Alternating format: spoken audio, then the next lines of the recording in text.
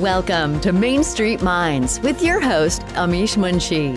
This is where industry leaders and seasoned pros share their secrets to success beyond limits. Let's dive in. Hello and welcome to Main Street Minds. Today we have a very special guest, Rod, over here with us. I'm very excited to meet him.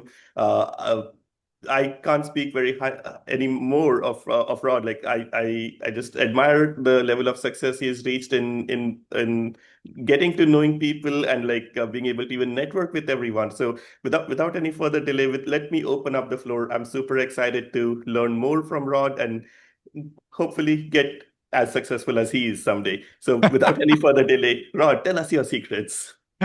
My secrets. That's a great question. Well, look, first of all, thank you so much for having me on your wonderful show, and congratulations on the success this show has had. It's for the listeners out there, when you go over 100 episodes, most podcasts quit after 2 or 3. They do. Yeah. That's a fact. So the fact that you hit the 100 episode mark, which we did last month as well, it speaks volumes to you and your audience. So congratulations. Yeah. Thank you. Look, you did a couple of things though to be successful, right? And those things you did was, first of all, you were disciplined and committed and consistent. And look, it's so true in everything we see. And we happen in my company coaches specifically commercial real estate brokers, but we also help other businesses as well. We have mortgage brokers, we have tax assessors, but the thing that separates the most successful from the average, even those who are being coached are better than average, it's just the two things. It's the consistency of showing up and doing what you need to do every day. And for a lot of people, it's the knowing isn't doing, and they know what to do. They just don't do the work. Yeah. But the second thing I'd say, Amish, that really has propelled our clients, and has really propelled me, is I learned years ago. I know you all, he can be polarizing, but I went to a Grant Cardone event. Okay. Yeah. And one of his speakers shared the 3 intellects that we all have. And I was like, this is okay. I'm curious which one I am. And that was the key. He said, number 1, we're all ignorant. We all don't know what we don't know. And that's okay. But we got to recognize that we don't know what we don't know. Second is arrogance. And that is, I don't care what I don't know. I know enough. I'm good enough. I don't need to know. Yeah. Right. And you never want to be the arrogant person. It's a given you're ignorant, everyone. It is something, right? And then there's arrogance. But the third one was curiosity. Yeah. Right. And that intellect of being curious. And I'll give you an example. So 3 years ago, a little over 3 years ago, a kid called me who I knew. I'm at that time I wasn't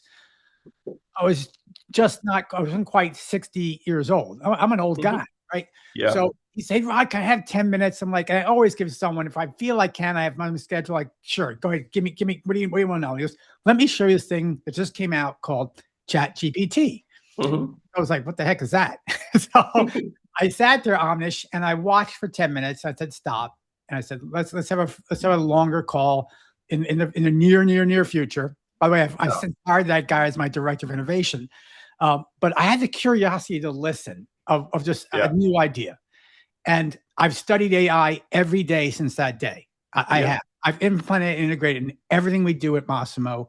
And it was all because of that curiosity. Yesterday, the same guy called me up and said, you got to see this new thing. And I was like, let's show me, man. Let's do it. Yeah. So I think curiosity, most folks don't have it. And they're either afraid to ask or afraid to learn or don't know where to look. And I would tell them, go to YouTube. It's all there. Yeah. Yeah. It's amazing how much stuff is available now. So those are my keys to success, the consistency, but mostly just be curious. And there's an old, Amit, I don't know if you remember the show or not. Do you remember the show? It was called The West Wing. Did you ever see that show? I've seen. It's the web series, right? Like this it was old, probably. I mean, I don't know how old I am now, but back then it was probably 20 years ago, I think.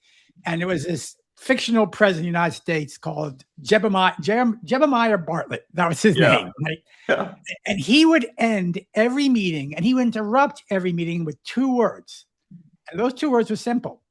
What's next? What's next? So that's curiosity. That's moving forward.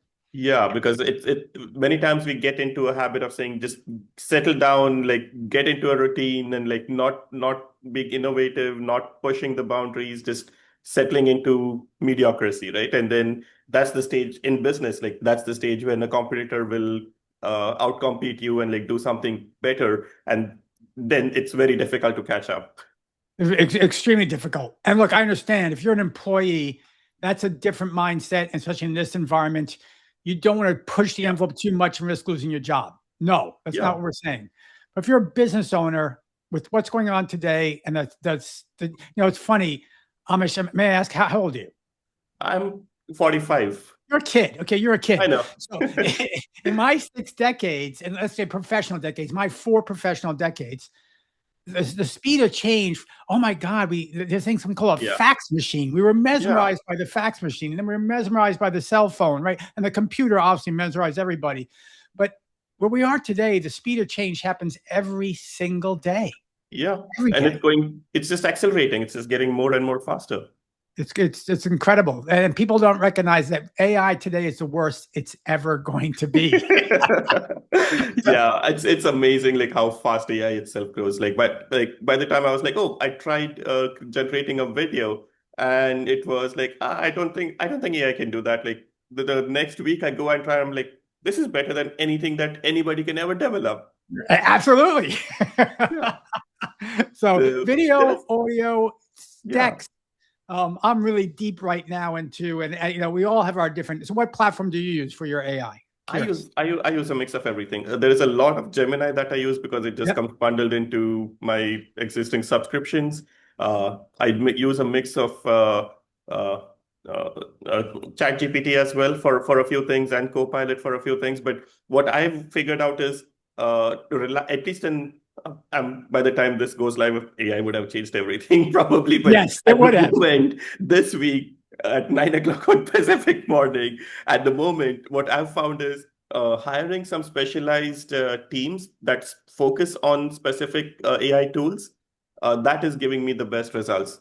Yes, For example, absolutely. yeah, like I have a split personality requirement for online presence, right? I have investors that I speak with saying, hey, I'm going to get you a great return. I have borrowers I speak with saying, hey, I'm going to get you a best rate. Exact opposite conflicting pieces of messaging. So I've created a clone of myself using an AI video saying, borrowers, this is your messaging, and investors, here is your messaging. I'm available. I mentioned it, this is my clone, and convey that message with a clone of mine. Now, is your clone? Is it a high gen based clone? No, actually, I tried that, but I found another agency that like specializes in just creating clones. Yes. And And does it sound like you? it sounds like me, it doesn't look like me. Doesn't look like, but it sounds like you. Yeah. Yeah, See, mine looks like me, but it doesn't sound like me. yeah, And when I've tried it, my audience has come back with a very hard. We don't yeah, like it. yeah, So exactly. I've tried HN. I tried it again this week, thinking it might change. It has improved as well. It has improved immensely, but it's still not like as good as the agency that is doing this work yes, for me. yes. And we use Synthesia on our end, and Yeah, it's just not as good. And yes, I know there's all these. So for your audience, yes, you can yeah, clone yourself, but this is the real Amish and this is the real Rod. yeah, exactly. Like you'll still see me in all the platforms, but uh, like just the outreach it was getting very confusing to say two things, right?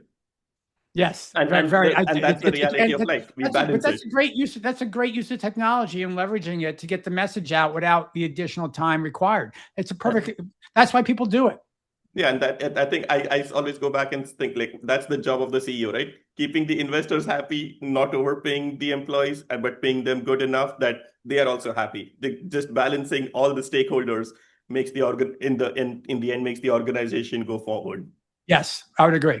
So tell us more about what's keeping you busy right now. What are your areas of focus?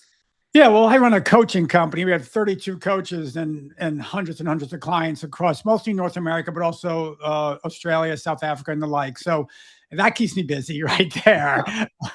But when I'm not doing that, I am I'm not knee deep. I'm all the way in the deep end on AI, and I'm really lately been diving more and more into Claude. Not like you, I have all the platforms. I love Lovable, I love Perplexity, I love Chat, Gemini, but I'm really diving deep into Claude right now. But the thing we're working on as a company is just we see where the future is going. We just like when it's just like when I saw ChatGPT for the first time, November 2022, I said, well, damn, that changes my world. I just knew it. I said, this changes everything.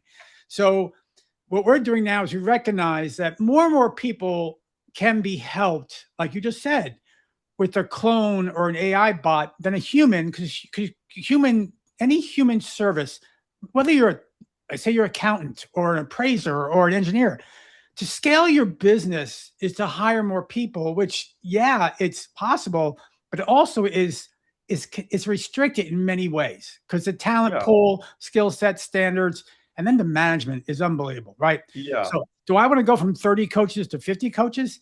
Hell no. No way.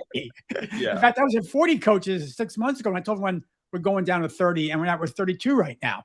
So that's my point. AI can fill those gaps and so what we're building right now, and I just talked to the developer, my beautiful wife. We just talked to my developer this morning. We hope to have our Apple approved app for Massimo coaching clone, right? Now it'll be text-based initially, always be text-based, right? But what you can do now in AI for true coaching, it's not chat, it's true coaching, is remarkably different than we could do 6 months ago. So I think, Amish, what I'm really focusing on right now is how can we get our message out to the masses? And then you just think about it. Doesn't matter what language you speak. It doesn't. It just translates like that. So that's my big focus right now, supplementing, not replacing, but supplementing and potentially even complementing my human providers with AI resources. Makes sense. Yeah, and that's exactly the point. Like, if you think of AI as a tool to do something, then it works out really well. Like, as an example, instead of me dropping an email and a text message to a lead that comes in and says, "Hey, we have you covered," I have an AI agent calling them and saying, "Hey, we have you covered." Like the same message, but in case if that person asks something that's like more than the keywords that can be programmed, AI can still give some answer saying, "Hey, Amish will get back to you," right? Like, so let me give you an example. So this is our real world now, right? So Amish, in our world, and you understand this, and your audience probably does as well. If you want to sell a building, you hire a broker, and that broker then tells you, Amish, I need 6 to 12 months to market it correctly and get the buyers and get you the best price, right? And that's been the way and since the beginning of brokerage. That's it. Yeah. But now now for our clients, we have AI bots calling and texting on their behalf to potential investors, right? And the investors don't care. It's not human. What they care about is, give me the information now. If it's 2 a.m, I don't care. I can talk to somebody, right? And what the seller cares is, do they care that we're using AI to sell their building? No, because all the seller cares about most of all is speed to result. If I can get the same result so I don't need a 6 to 12 month exclusive. I need a month exclusive, because I could do it all now, hit thousands of investors with bots. And I know your audience, some of you are saying, I would never talk to a bot. Really? Have you tried ordering a pizza lately or anything like that? Or HVAC? They're all bots. Yeah, so, and they're doing a much better job than the standard voicemail. Oh, much better than standard. So would you rather talk to a bot who's going to get your answer right, or a teenager like, yeah, whatever, man? Yeah, exactly, right. And they're doing a much better job. And if you had a experience a week ago, a week later, it's a different experience, because completely different. Exact same bot has learned what to do. This is true. I don't eat pizza anymore, but when I'm ordering a pizza for my son or something, and I'll call and say, "Hey, Rod, do you want the Nona's pizza like last time?" Yeah. Okay. Look, you're still living here. So it's scary, but you want to say hi to it, but it's a bot. Exactly. So tell us about you're able to manage multiple businesses together right now. Like, how are you able to stay on top of everything? Well, besides AI, which we're integrating more and more into the practice and making more automation so our people are more efficient. That's certainly one way. But you gotta have good people. I mean, regardless of AI. Now I know everyone says there's gonna be the one-person billion-dollar company coming out in the next couple of years, and there probably will be. Yeah. But I still need smart people and committed people and hungry people, and that allows us to have trust in those individuals to do what we need them to do. Without that level of trust, then yeah, my world would be much more hectic than it is today.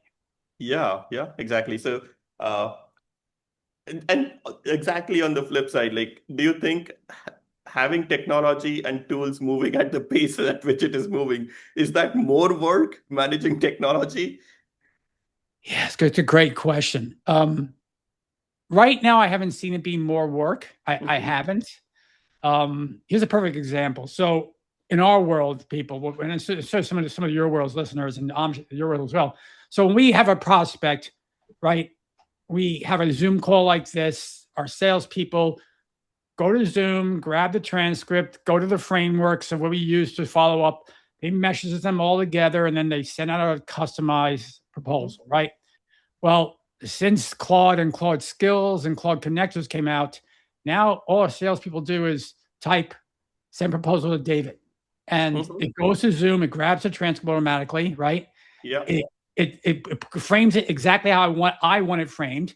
And then it sends the email. Now we could send it to a draft, we can watch it, but now it just sends email. So I haven't found the technology is slowing us down at all. Just the opposite. It's accelerating. Yesterday, now look, I'm a workaholic, so understand I am a workaholic.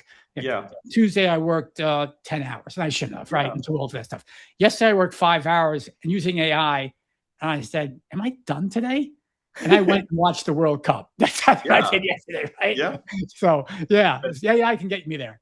Yeah, that's worth everything, right? Like if you're able to get stuff done and then do something more that we'd really like to do. Yeah, but I love AI. Yeah. So Thomas, I recognize it will be the end of me, and there'll be a Terminator bot that will kill me. I recognize all that. I do. Yeah. But I'll enjoy it while it's here. The way I look at it is like just because we got a Roomba, like an automated vacuum cleaner, we still have to vacuum our floors.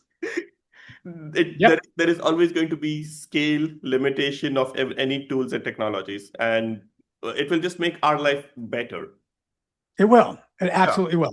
If we can just ask somebody else to take care of a lot of our busy work, and then that just frees us up to do something that we really should really be doing, right?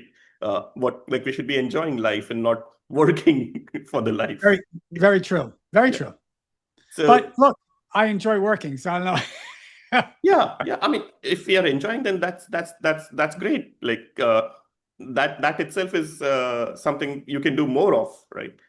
Yes, absolutely true. But at my age, I do want to start slowing down a little bit. Yeah. It's like being more fulfilling, right? Like being more happy. So tell me a little bit more about the coaching business. What kind of customers do you generally work with? Like, just tell us a little bit more about that. Yeah, we know this. I mean, I've known this. I don't know who taught me this lesson, but the riches are in the niches. So could we do general business coaching? Yeah, we could, but that'd be a much more expensive endeavor, marketing reach to get connections to compete with everybody else. So we just primarily focus on commercial real estate professionals, more so commercial real estate brokers and agents. And so we work with individuals, not with companies. And that allows, but the difference is, Amish, is that it allows us to have clients that invest in themselves versus clients who their employer might invest in them. Because if you don't have skin in the game, coaching does not work. It doesn't. I mean, I've been doing this for almost 20 years now. I know that. So we coach our clients. And one thing I was a COO of a telecom firm. I was a CFO of a law firm. I'm a patented investor of a sports watch.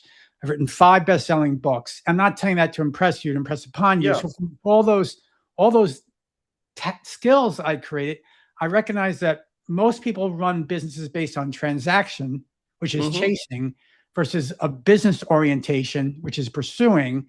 So that's what we do with all our broker clients. We move them from living on the transaction treadmill to creating a business foundation that they can then have more consistent commission income. Our clients actually out earn their peers by 7x every single year that the last 15 years been doing this. So by putting the right pillars in place, you can really have a significant impact on the money you make and the less time you need to work. Yeah, and that is really amazing, and it does go to show like how like mindset and focus is the key to everything. Yes, it is. And I think that the three things that you mentioned, right, like consistency, discipline, and curiosity. Curiosity, my man. Yeah. So going forward, you did mention you did want to scale it to 40 coaches, and with tools, you can still be able to have more customers, but without having the overheads. And that basically means you might be able to like scale it up to kind of go deeper into the coaching, as well as kind of have a wider pool of people you can work with. Yeah, it opens up the door to enterprise contracts with larger firms and everything else.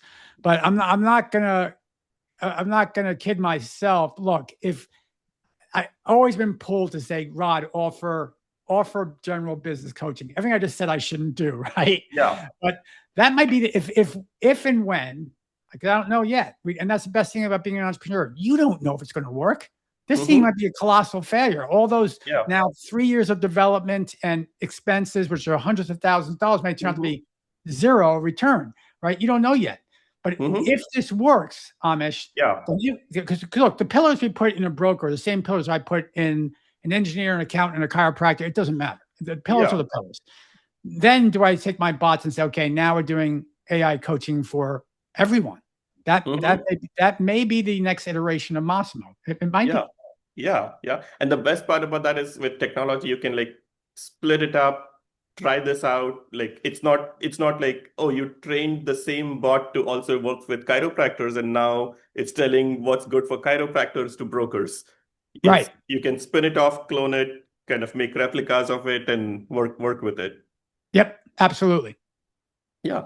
So about kind of in terms of your ideal kind of customer base, like at the moment it's pretty much commercial real estate, right? And you said you want to try a few more things. Where do you see yourself in 5 or 10 years, like going? Like I know on one side you did mention like, yes, you want to use more technology and automate and like take a step back as well a little bit, and at the same time there is also scale happening. How do you balance these two conflicting ideas? Yeah, it's a great question. First of all, at Massimo and in myself, we always do 3-year vision plans. 10 years is really tough, and 5 years. But if you can, because I know you can change your entire life in 3 years, because I see it with our clients. I see it myself. So in 3 years, you can. So my 3-year vision plan is much more travel. Frankly, it is. But I'm not going to ever. My goal is never to stop Massimo. It's just to continue. Maybe I move to. Right now we're interviewing a new. We're at this point, we're about to sign a new chief operating officer for the company. Bring someone in with new talent to maybe expand the company more. I will eventually roll over to a chairman of the board role eventually, right? Maybe in the next 5 or 10 years, and then look, I'll continue to love to grow Massimo. Who knows? Knock on wood. Maybe one of my 2 kids or both kids will say, "Hey, Dad, what is this Massimo thing?" We'll see. I know. Yeah, this is great, and it's amazing if very few businesses are able to transition to the next generation, but the ones that do have amazing success. I don't know what I do with my hands, but my camera just went crazy. So let me bring it back in. Yeah. maybe I did something. No, it was me. So okay. Yes, you're right. It'd be nice if you have generational business. Look, when I start this thing 18 years ago, last week, actually, did I ever think it would get to this size, both in people and revenue and reach, and more importantly, in impact of 1,000 people that we've helped change their lives? So everyone listening, look, I started when I was Amish's age. That's a fact. I started when I was 45 years old. Right? It's never too late to start anything. Ever is it too late to start anything. Yeah, exactly. And as we come closer to the end of the episode, I always like to ask are there any other pieces of advice that you would like to give to anyone else who is looking to make a career in coaching? Well, look, career in coaching is tough. The one thing we did different than everybody else is all my competitors are one person who coaches, and that's Mm-hmm. great. It's a different, but I have a whole organization and team and leadership and coaches, which is Mm-hmm. just a different model. You got to decide Yeah. what model you would want if you're going to become a coach, right? Mm-hmm. And coaching is exploding right now, but be careful. Coaching is exploding, but just like brokerage, Amish, in the United States, there are an estimated 110,000 true commercial real estate brokers. I'm not Yeah. including the residential people who flurry in commercial. That number in the next 5 years will probably cut in half because of AI. Mm-hmm. Just like coaching, because we see it, coaching is going to dwindle over the time Mm-hmm. because AI will Right. replace many coaches. It just Yeah. will. Yeah. But the way I even one of the things, I mean, I have a young daughter and learning in school. In the first grade where she was, they tried a unique concept. They have like three grades, and they said first half of the day you are assigned to your own grades in your own class, and for the second half of the day, depending on how quickly and fast they are learning, they would shuffle between the three classes.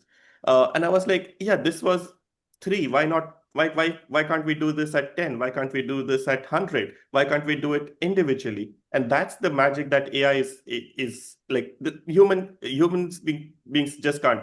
There has to be a reasonable student to teacher ratio. Otherwise, school will be more expensive than the job. So Yes. with Yes. AI, we might be able to make it more granular, saying, hey, this student is learning at this pace, challenge them with these specific things. And that there will be a lot more depth in learning and in education, as well as probably in coaching as well, right? Instead of Oh, having I know. You must know Khan of Khan Academy, right? Yeah. So they're already doing that. They're already training based and integrating AI based on aptitude, right, of skill sets. We have to. I'm not sure college is going to be around now. I don't know about college either, right? Yeah. We all need college to mature, or most of us do. But man, I just heard my alma mater. I went to grad school at Duke, and someone just told me that Duke is now $95,000 a year. And Yeah. How? I know. Where does all this money go? Where? Well, not who would spend that money, invest that money to what's out in the marketplace today, right? Yeah. So it's a tough Yeah. choice. I mean, I've always wondered, why is education so expensive, and where does this so much money go? And guess what? And for all those who haven't gotten yet into AI, ChatGPT, OpenAI, Gemini, $20 a month. Do the math. And it probably has more information than what. Oh, it what does. It university definitely does. Without not any political spin or anything like that. It just has its framework, right? And yes. Yeah. And by the way, folks, AI is biased. There's no doubt about it. Oh yeah. So one thing I've learned, Amish, I tell my AI, be my biggest critic. Don't, because it's your biggest fan. It is. Just be my biggest critic and tell me where I'm messing up. And my output's a lot better. Yeah, exactly. And that's a very good piece of advice. I'll probably try that. I haven't thought of it in those terms. So there is always something very unique that I learned from everyone. So this was very, very useful. Well, I greatly appreciate the opportunity to be on your wonderful show. Thanks a lot. And as we conclude this episode, one last question I always ask is, if somebody wants to reach you, what's the best way they can reach out to you? Sure. If you're in commercial real estate, go to Massimo, MASSIMO.coach. If you're not in commercial real estate, my third book was the #1 sales book in America when it launched, and that is Knowing Isn't Doing. Buy a copy of Knowing Isn't Doing. There you go. Perfect. Sounds great. Thanks a lot for taking your time and sharing with us how to succeed in life, which is the most important thing. Appreciate you. Thank you. Thanks. That's a wrap on today's episode of Main Street Minds. Want to share your journey with our audience? Head over to MainStreetMindsPodcast.com/guest to apply.